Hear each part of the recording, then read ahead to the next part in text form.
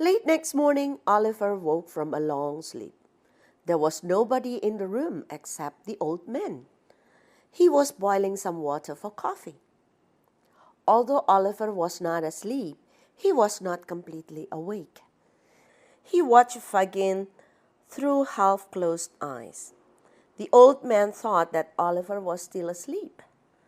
He locked the door and then he pulled out a box from a secret hole in the floor. He placed the box carefully on the table. He then sat down and took an expensive gold watch from the box.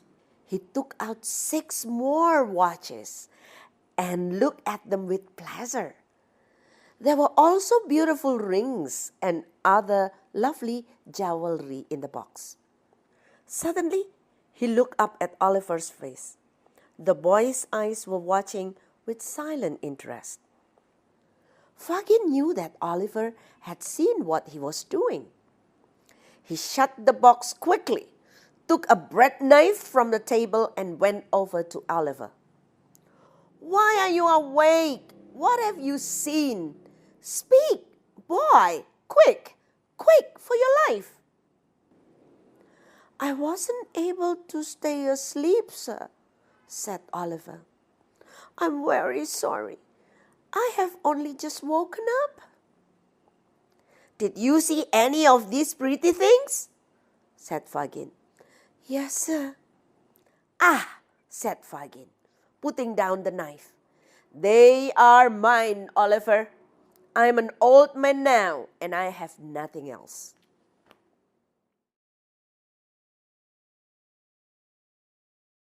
I'm so happy with the decision that Pearson has made in making a competition for English teachers to tell story. Why? There are so many reasons actually.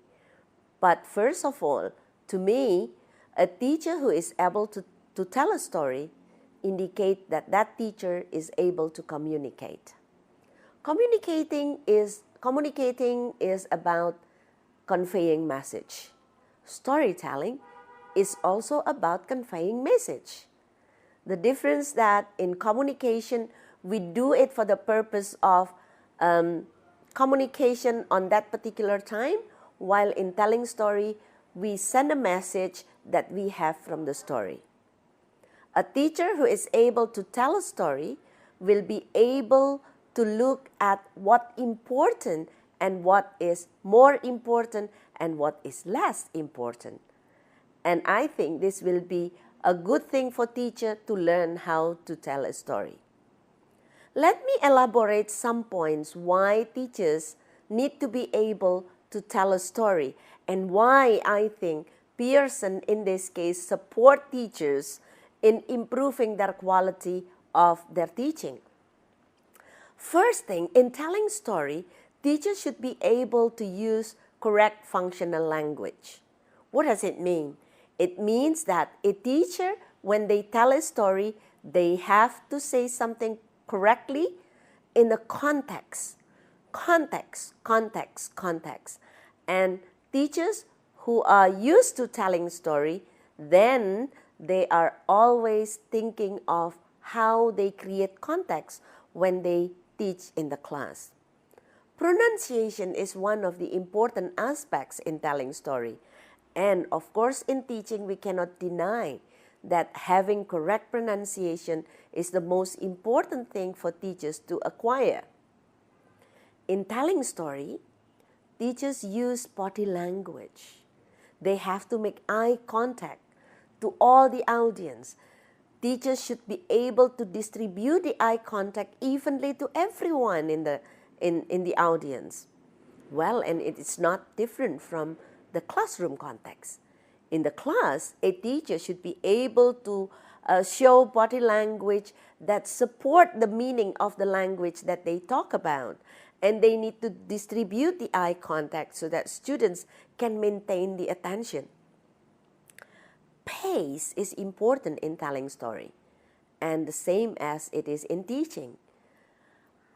Therefore, I think the decision of asking teachers to learn how to tell story and put it in a competition is a good idea. Let me share with you my experience in recruiting teachers. A couple of months ago, I was asked to recruit teachers, and what I did was ask those candidate teachers to read stories. When they are able to read it correctly with correct pronunciation, falling and raising tone are correct, then that's the first step for them to go into the next skill that they have to acquire in the classroom. So to me, I cannot deny that storytelling is very important for teachers to acquire. This is why I think the idea of having a competition in storytelling help teachers to actually help themselves in improving the quality of the language that they use in the classroom.